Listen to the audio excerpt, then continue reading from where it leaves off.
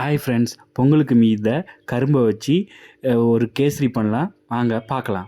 First கரும்பை நல்லா அடித்து ஜூஸ் எடுத்துக்கணும். அதுக்கப்புறம் ஒரு கடாயில் நெய், முந்திரி பருப்பு நல்லா வறுக்கணும்.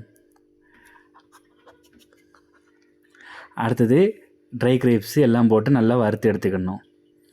அப்புறம் ஒரு கப்பில் தேவையான அளவு ரவையை போட்டு நல்லா பொன்னிறமாக வறுத்து எடுத்துக்கணும்.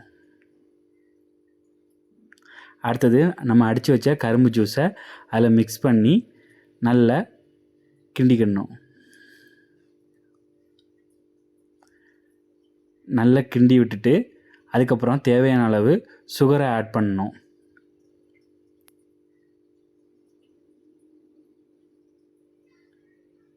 அப்புறம் நமக்கு விருப்பமான ஆண்டி கிறிஸ்மஸ் பழத்தை போட்டு நல்லா கிண்டி விட்டுட்டு அப்புறம் டூட்டி ஃப்ரூட்டி போட்டு ஒரு அழகு கலர்ஃபுல்லான ஒரு கேசரியை ரெடி பண்ணிக்கலாம்.